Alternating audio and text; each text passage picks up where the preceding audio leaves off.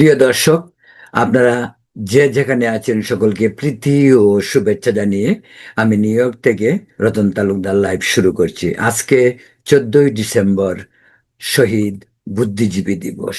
আপনারা জানেন 1971 সালের ডিসেম্বর মাসে আমাদের মুক্তিকামী জনগণের বিজয়ের উষালগ্নে 14ই ডিসেম্বর পাক হানাদার বাহিনী এই দেশটি ত্যাগ করার আগে আমাদেরকে মেধাহীন করতে, আমাদের গৌরবের সন্তান, আমাদের ব্রেইন যাকে বলা হয়, সেই বুদ্ধিজীবীদের ধরে ধরে হত্যা করা হয়।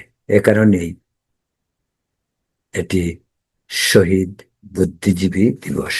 এদিন শহীদ হয়েছিলেন ডক্টর গোবিন্দচন্দ্র দেব, মুনির চৌধুরী, তোফাজ্জল হায়দার চৌধুরী, আব্দুল আলিম, জ্যোতির্ময় গুহ ঠাকুরতা, গিয়াসউদ্দিন আহমেদ, শহীদুল্লাহ কায়সার, নিজামুদ্দিন আহমেদ, সিরাজউদ্দিন হোসেন, ফজলে রাব্বি, আনোয়ার পাশা, মেহেরুন নেসা, আলতাব মাহমুদ এবং সেলিনা পারভিন। এই যে কতগুলি নাম আপনাদেরকে বললাম, তারা ছিল আমাদের মেরুদণ্ড, আমাদের জাতির মেধার মননশীলতায় তারা আমাদের পথ দেখিয়েছিলেন। কিন্তু পাক হানাদার বাহিনী তাদেরকে নির্মমভাবে হত্যা করে। এবং এখানে আরেকটি কথা বলে রাখি, এই শহীদুল্লাহ কায়সারকে খুঁজতে গিয়েই বিখ্যাত বাংলাদেশের, তৎকালীন পূর্ব পাকিস্তানের চলচ্চিত্রকার জহির রায়হান, তিনিও নিখোঁজ হয়েছিলেন শহীদুল্লাহ কায়সারকে খুঁজতে গিয়ে। আরো একটি কথা আমি বলে দিতে চাই, সেটা হলো আমরা ঢাকার বুদ্ধিজীবীদের কথা স্মরণ করি, কিন্তু সারা বাংলাদেশে বিভিন্ন জেলা শহরেও কিন্তু অনুরূপভাবে বুদ্ধিজীবীদেরকে হত্যা করা হয়। সেটা অধিকাংশ সময় যেটা হয়েছে সেটা হলো নভেম্বরের শেষ থেকে ডিসেম্বরের 16ই ডিসেম্বর পর্যন্ত বাংলাদেশের প্রায় প্রতিটি জেলায় বুদ্ধিজীবীদেরকে হত্যা করা হয়েছে। তবে ঢাকার বুদ্ধিজীবীদের হত্যা করার সর্বশেষ পাক হানাদার বাহিনীর যে নৃশংসতা ছিল, সেটা 14ই ডিসেম্বর 1971। এর মাত্র দুদিন পরে আমাদের বহু আকাঙ্ক্ষিত 9 মাসের সংগ্রামের ফসলের বিজয়, সেই বিজয়ের দিন, যেদিন পাক হানাদার বাহিনী সোহরাওয়ার্দী উদ্যানে আত্মসমর্পণ করেছিল এবং আমরা পেয়েছিলাম একটি জ্বলন্ত সূর্য, যে সূর্যের আকাঙ্ক্ষায় আমরা 9 মাস সংগ্রাম করেছি। প্রিয় দর্শক, যা বলছিলাম, সারা বাংলাদেশে, শুধু ঢাকায় নয়, সারা বাংলাদেশে, সেই চিটাগাং হোক, রাজশাহী, খুলনা, ময়মনসিংহ, সিলেট, পঞ্চগড়, বাগেরহাট, কক্সবাজার, কুমিল্লা, চাঁদপুর, নোয়াখালী, কিশোরগঞ্জ বা নেত্রকোনা এবং গাইবান্ধা, এক কথায় 64টি ডিস্ট্রিক্ট থেকেই বুদ্ধিজীবীদেরকে হত্যা করা হয়েছে।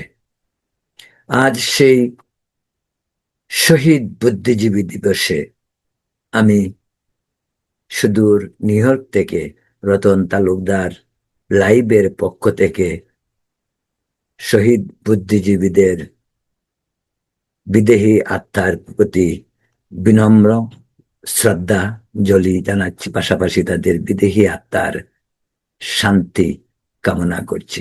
আজকে বুদ্ধিজীবী দিবস বাংলাদেশের রাজনৈতিক প্রেক্ষাপট অনেকাংশেই বিবর্ণ, অস্থিরতা। 5 আগস্টের রাজনৈতিক পট পরিবর্তন, সাবেক প্রধানমন্ত্রী শেখ হাসিনার ভারতে আশ্রয় নেওয়ার পর থেকে আমাদের দেশে এক ধরনের রাজনৈতিক অস্থিরতা এবং নৈরাজ্য চলছে। পাশাপাশি পাশাপাশি যে জিনিসটা চলছে সেটা আপনারা সকলেই জানেন, বরং আমার চেয়ে বরং বেশি জানেন। কেন বেশি জানেন? আপনারা বাংলায় আমরা 7 সমুদ্র 13 নদীর ওপারে, বিশেষ করে আমরা তো আরো পশ্চিম দিগন্তে, সেই সুদূর আমেরিকায়। আজ এখান থেকেই আপনাদের সঙ্গে সহমর্মিতা প্রকাশ করে বুদ্ধিজীবীদের স্মরণ করছি।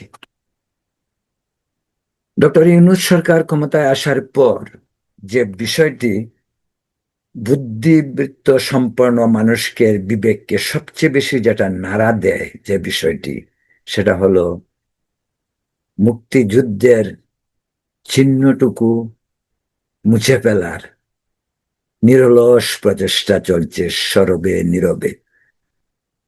তারই ফলশ্রুতিতে আজ মুক্তিযুদ্ধের জাদুঘর ভুলুণ্ঠিত। বঙ্গবন্ধুর স্মৃতি সারা দেশে ধুলায় মিশিয়ে দেওয়া হয়েছে। বাংলাদেশের মুক্তিযুদ্ধের আতুরঘর যাকে বলা হয়, 32 নম্বর, প্রথমে আগুন, তারপর বুলডোজার দিয়ে ঘুরিয়ে দেওয়া হয়েছে। কারা দিয়েছে? পাকিস্তান থেকে কেউ আসেনি। আমাদের দেশের সন্তানরা, যাদের পূর্বপুরুষ, যে সমস্ত নতুন প্রজন্ম আজ আন্দোলন করছে বা 32 নম্বর ঘুরিয়ে দিয়েছে, তাদেরই পূর্বপুরুষ বলতে বাবা দাদা, তারাও কিন্তু মুক্তিযোদ্ধা ছিল, রাজাকার ছিল, পাশাপাশি মুক্তিযোদ্ধাও ছিল। আজকে রাজাকার এবং তখনকার সময়ে যে সমস্ত মুসলিম লীগার, তারা মুক্তিযুদ্ধের বিরোধিতা করে গণহত্যায়, বুদ্ধিজীবী হত্যায় পাকিস্তানিদেরকে সহায়তা করেছে, পাকিস্তানিদের সঙ্গে গিয়ে বুদ্ধিজীবীদেরকে ধরে এনে নির্মমভাবে হত্যা করেছে, তার যথেষ্ট প্রমাণ, ঐতিহাসিক দলিল আমাদের স্বাধীনতার ইতিহাসে জল করে জ্বলছে। আজকে সেই ইতিহাস মুছে দেওয়ার যে প্রচেষ্টা চলছে, কিন্তু অবাক লাগে 5 আগস্টে শেখ হাসিনা চলে যাওয়ার পর যে তত্ত্বাবধায়ক সরকার গঠিত হয়েছে, আমাদের একটি আন্তর্জাতিক মুখ। আমরা অত্যন্ত গর্ব, অত্যন্ত আনন্দের সঙ্গে, উল্লাসের সাথে ডক্টর ইউনূসের সরকারকে স্বাগত জানিয়েছিলাম, যে দেশ একটি নতুন দিক নির্দেশনায় এগিয়ে যাবে। এটা তখন কি কেউ ভেবেছিল? 24 জুলাই আগস্ট আন্দোলনে আওয়ামী লীগ ব্যতীত বাংলাদেশের এমন কোন রাজনৈতিক দল, ছাত্র সংগঠন, যুব সংগঠন নেই যারা এই আন্দোলনের সপক্ষে ছিল না। এমন মানুষ নেই, হোক হিন্দু, হোক মুসলিম, হোক বুদ্ধ, খ্রিস্টান, হোক আদিবাসী, সকল ধর্ম, বর্ণ, জাতি নির্বিশেষে 71-এ যেমন আমরা মুক্তিযুদ্ধ করেছি, আমি মনে করি 24-এর ছাত্র গণ আন্দোলনের আওয়ামী লীগের বিরুদ্ধে যে গণ আন্দোলন গড়ে তোলা হয়েছিল, তার সাথে সম্পৃক্ততা ছিল সর্বস্তরের মানুষের। এটাও হয়তো বললে বেশি বাড়িয়ে বলা হবে না, আওয়ামী লীগের ভেতরও অনেক আওয়ামী লীগের নেতা কর্মী, তৃণমূল পর্যায়ের কর্মীরাও আওয়ামী লীগের সরকারের বিভিন্ন দুঃশাসন, দুর্নীতির বিরুদ্ধে তারাও ভেতরে ভেতরে সোচ্চার ছিল, এবং তারাও সরকারের পতনটি যে অনিবার্য হবে সেটা প্রায় ধরে নিয়েছিল। তো প্রিয় দর্শক, কিন্তু আমরা কি চেয়েছিলাম আর আমরা কি পেলাম? আর আজকে গত 24 ডিসেম্বর, আজকের ডিসেম্বরের চেয়ে আরো অন্যরকম ছিল। এবারে ডিসেম্বরের বিজয় দিবস বা বুদ্ধিজীবী দিবস নিয়ে যত এত আলোচনা টকশো থেকে শুরু করে সর্বত্র, ইদানিং কেন জানি মুক্তিযুদ্ধ নিয়েই কথা বলতে হবে। মুক্তিযুদ্ধে কতজন মারা গেছে, মুক্তিযুদ্ধে কতজন নারী লাঞ্ছিত হয়েছেন, মুক্তিযুদ্ধে ভারত কি নিয়ে গেছে, এসব ছাড়াও মুক্তিযুদ্ধ নিয়ে সব ইতিহাস বিকৃতির যেন একটা মহোৎসব চলছে, যেটা গত বছর ডিসেম্বরে ছিল না। এবারে ডিসেম্বরে হঠাৎ করে এটা নিয়ে এত চিৎকার, এত কথাবার্তা কেন? কারণ তারা মুক্তিযুদ্ধের ইতিহাসকে বিকৃত করে, সত্যকে লুকিয়ে, মিথ্যার আবরণে ডেকে আমাদের ইতিহাসকে বিবর্ণ করছে। আপনারা দেখবেন ওই যে টক শোতে কতগুলি ব্যারিস্টার ফুয়াদ বলেন, ব্যারিস্টার শাহরিয়ার কবির বলেন, এরকম আরো অনেকগুলি, তারা অনবরত ইতিহাসকে বিকৃত করে যাচ্ছে। এইসব রাজাগারের প্রজন্ম, এরা এতদিন গাপটি মেরে বসেছিল, সুযোগ পেয়েছে, এখন এদের কি গণভিত্তি? আচ্ছা, ফুহাদ আপনারা জানেন তার কিসের গণভিত্তি? কোথায় ভোট পাবে, কোথায় ইলেকশন করবে, কোথায় গেলে তাকে মানুষের ভোট দেবে, এর কোনো হিসাব দিতে পারবেন আপনারা কেউ? এই ফুয়াদ ইচ্ছা মতো মন গড়া কাহিনী বানিয়ে আমাদের ইতিহাসকে কলঙ্কিত করছে এবং বিকৃত করার চেষ্টা করছে। আমাদের নতুন প্রজন্মকে আমাদের ইতিহাস সম্পর্কে ভুল ধারণা দিয়ে দেশে বিভ্রান্তির সৃষ্টি করছে। এই বিভ্রান্তি শুধু ইতিহাস বিকৃতি নয়, এই বিভ্রান্তি সামাজিকভাবেও দূরত্ব তৈরি করছে। এই এই এই এই বিভ্রান্তি বন্ধুত্বের মাঝে বিভ্রান্তি হচ্ছে, হিন্দু মুসলিমের মাঝে বিভ্রান্তি হচ্ছে, বর্ণ বৈষম্য ভিতরে বিভ্রান্তি হচ্ছে। তো এরা যে কাজটি করছে সেই কাজটিকে কোনো অবস্থাতে মেনে নেওয়া যায় না। এবং আজকের সেই বিজয়ের মাসে 14 ডিসেম্বর শহীদ বুদ্ধিজীবী দিবসে এসব নিয়ে আলোচনা করা, প্রকৃত ইতিহাসকে তুলে ধরার সুযোগ এসেছে। কিন্তু এর ভূমিকাটা কার বেশি পালন করা উচিত ছিল? সরকারের। আচ্ছা ভাই, একটি কথা বলুন তো, ডক্টর ইউনূস নোবেল বিজয়ী, শিক্ষিত, আন্তর্জাতিক পরিমণ্ডলে তার পরিচিতি একটা অন্যরকম, যা নিয়ে আমরা খুবই গর্ববোধ করি। এই জন্য বলছিলাম যে 8 আগস্ট গত বছর ডক্টর ইউনূস ক্ষমতা নেওয়ার পরে মানুষ কিন্তু যে তার বুক পেতে যে আশা রেখেছিল, সেই আশার আলো দেখতে চেয়েছিল। কিন্তু আজকের দিনে দাঁড়িয়ে আপনি কি বলতে পারেন যে দেশের মানুষ, কৃষক, শ্রমিক, ভ্যান চালক, রিক্সা চালক, বাস চালক, গার্মেন্টসের কর্মী, তারা কি তাদের সেই আশার আলো দেখতে পাচ্ছে? বিস্তৃত আলোচনা করলে এই প্রসঙ্গটি অনেক বড় হবে। পরবর্তী আরো অনেক ভিডিওতে আমরা প্রতিদিনই ভিডিও দিচ্ছি। আপনারা আমাদের ভিডিওতে প্রতিদিনই চলমান ইস্যু, সমকালীন প্রসঙ্গ নিয়ে আমরা আলোচনা করি। তো এই ব্যাপারে হয়তো আরো আলোচনা করা যাবে। কিন্তু প্রশ্ন হলো যে ডক্টর ইউনূসের সরকার, আজকে আমরা বাইরে বসে দেশের জন্য উদ্বেগ প্রকাশ করি। এই 24শে ছাত্র আন্দোলন, প্রবাসীরা যেভাবে অংশগ্রহণ করেছিল তার দৃষ্টান্ত বিরল। শুধু আমরা হয়তো সেই আন্দোলনের মাঠে ছিলাম না, কিন্তু আমরা রেমিটেন্স বন্ধ করেছি। আমার পরিষ্কার মনে হচ্ছে যে আমরা নিউ ইয়র্কে এই আন্দোলনকে সমর্থন করে নিউ ইয়র্কেও আমরা অনেক বিক্ষোভ করেছি, সমর্থন করেছি।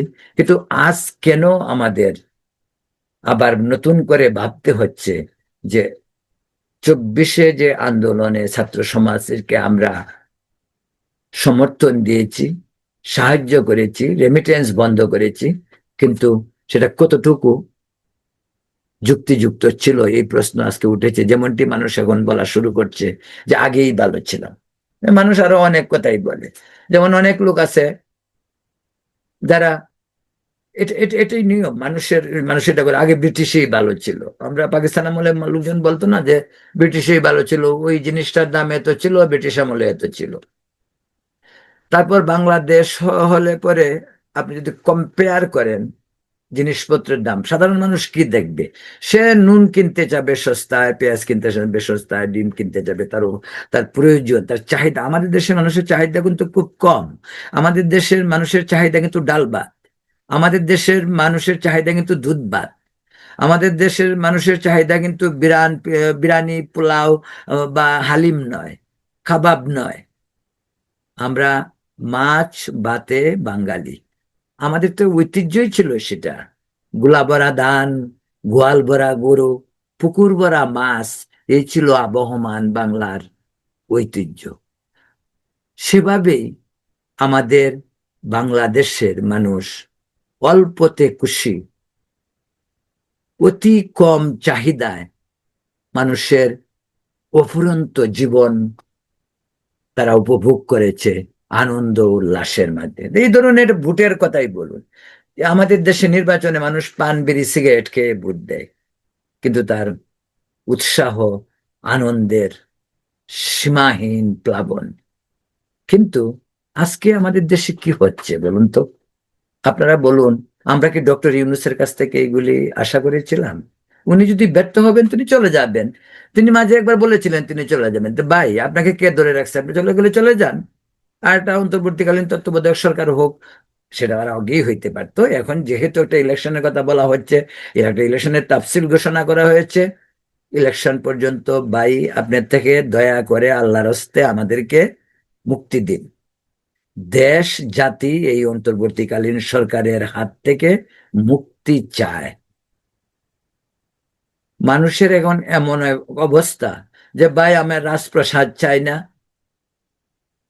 মানুষ এখন ছেড়ে দে মা কেঁদে বাঁচি, এই অবস্থায় পৌঁছেছে। এখন যদি নির্বাচনটি সঠিক সময় 12ই ডিসেম্বর নির্বিঘ্নে হয়, আমার মনে হয় জাতি একটি দীর্ঘশ্বাস ফেলে বলবে বাঁচা গেল। এটাই প্রকৃত বাংলাদেশের এখন অবস্থা। আপনারা যারা দেশে অনুভব করছেন, আর আমরা দূর থেকে আপনাদের অনুভূতিকে বুঝতে পারি। আপনাদের আপনাদের ভাষা, আপনাদের মুখ, আপনাদের চাল চলন আমরা দেখে, এখান থেকে আমরা প্রবাসীরা বুঝতে পারি আপনারা ভালো নন।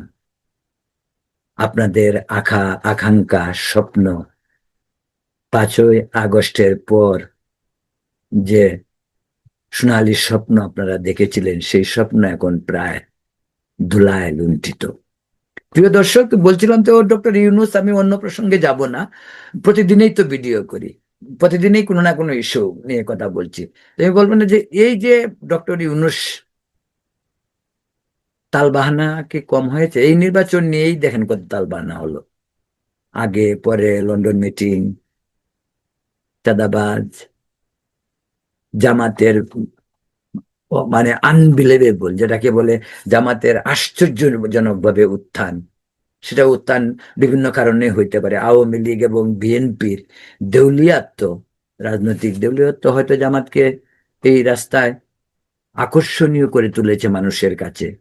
জামাতের সুশৃঙ্খল, ঐক্যবদ্ধ সাংগঠনিক দক্ষতা এবং মানুষগুলির বিহেভিয়ার, পরে কি হবে জানি না।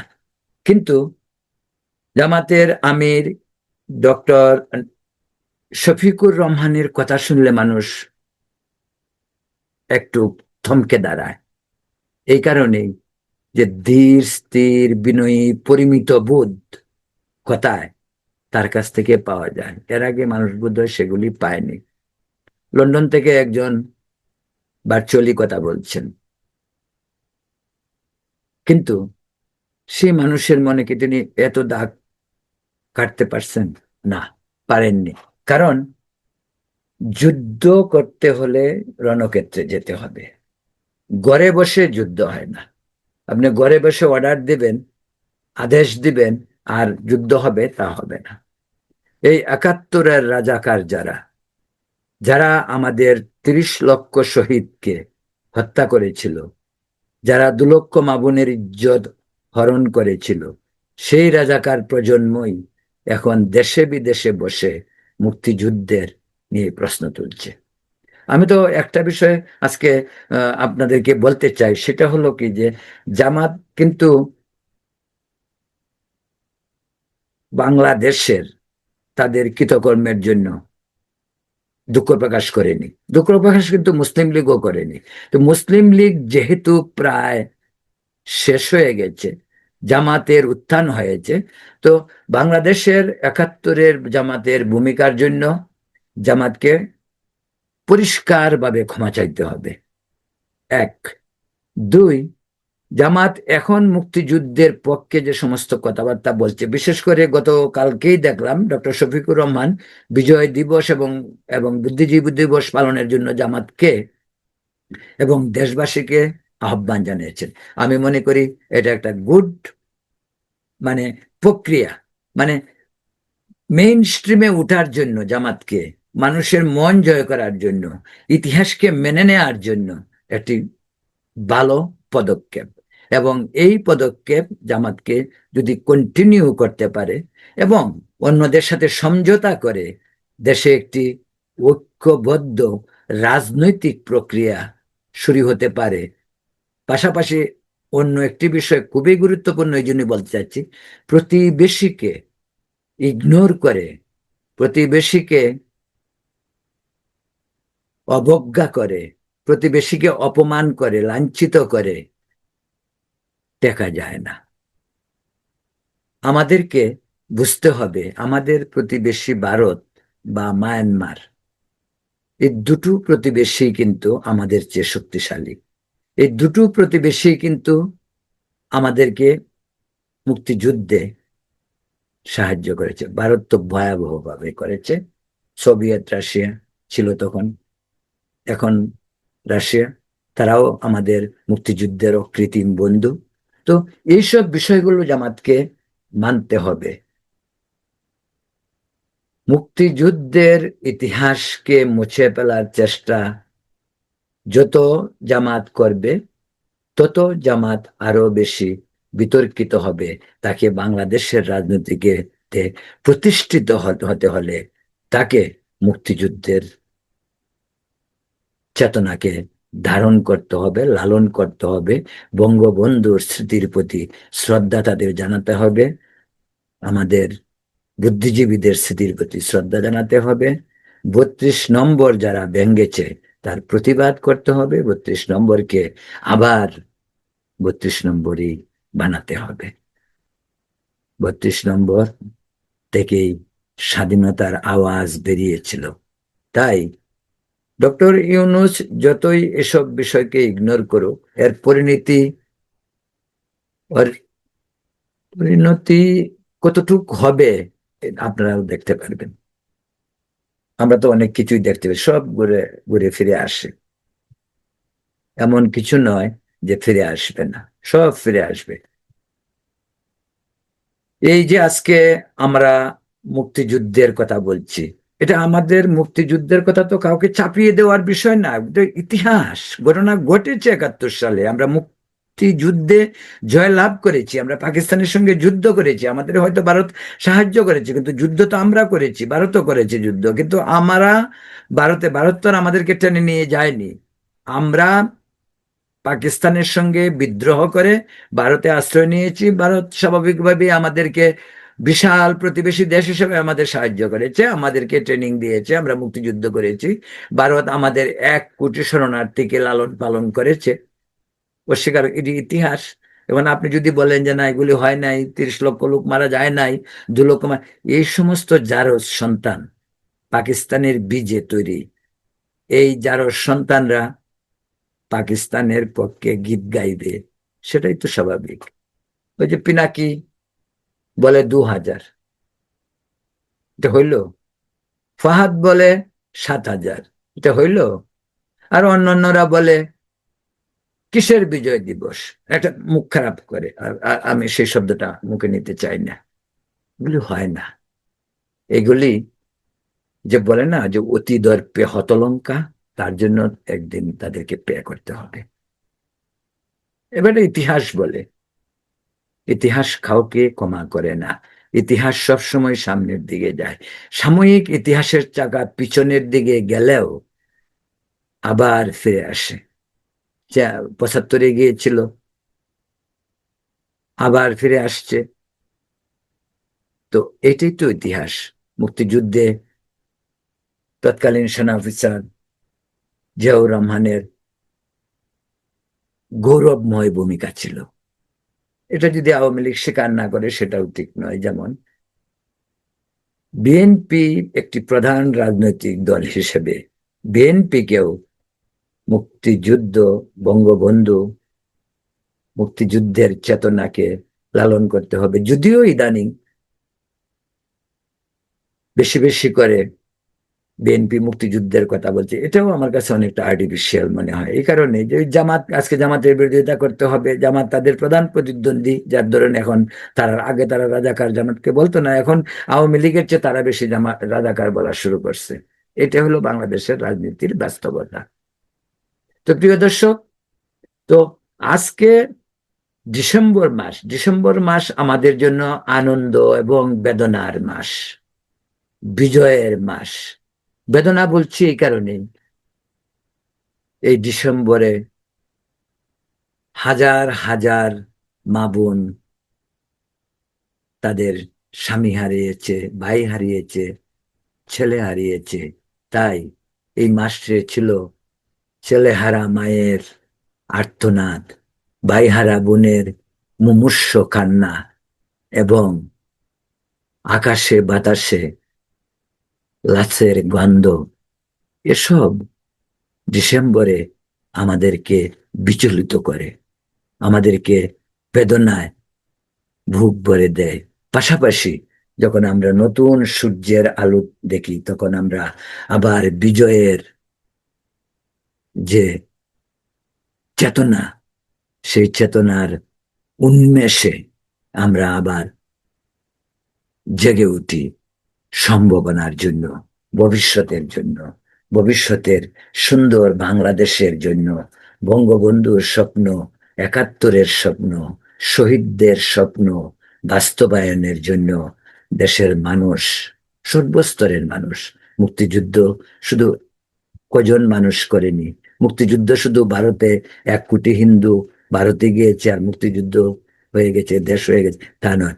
মুক্তিযুদ্ধ সকল জাতির সম্মিলিত প্রচেষ্টায়, সকলের অংশগ্রহণে, জাতি, ধর্ম, বর্ণ নির্বিশেষে, উপজাতি, গারো, হাজং, বড়ুয়া, চাকমা, মারমা, সকলের সম্মিলিত প্রচেষ্টায় আমাদের দেশটির নাম বাংলাদেশ। এই দেশ আবার শকুনের দৃষ্টিতে। তাই এই মুহূর্তে আমাদেরকে সজাগ হতে হবে।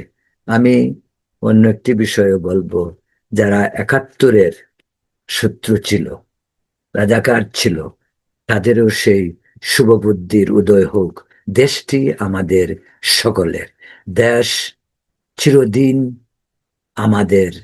আমাদের দেশের 1 ইঞ্চি জমিও অন্য কেউ নিতে পারবে না। এটাই আমাদের হোক অঙ্গীকার, সর্ব মিলিতভাবে, সম্মিলিতভাবে। সেদিনেই বাংলাদেশ আবার সঠিক রাস্তায় হাঁটতে পারবে। আর আজ মুক্তিযুদ্ধের ইতিহাস নিয়ে যে সমস্ত পাখি জারজ সন্তানগুলি দেশে বিদেশে বসে চিৎকার করছে, ওদেরকে আপনারা পরিহার করুন। ওরা আমাদের জাতির নতুন প্রজন্মকে ধ্বংস করে দেবে। ওরা ধ্বংসের জন্য এসেছে। ওরা ধ্বংস দেশ থেকে করে এখন বিদেশে বসে ধ্বংসের ছবি আঁকছে। ওদেরকে প্রতিহত করুন। আপনাদের নতুন প্রজন্মকে বাঁচান।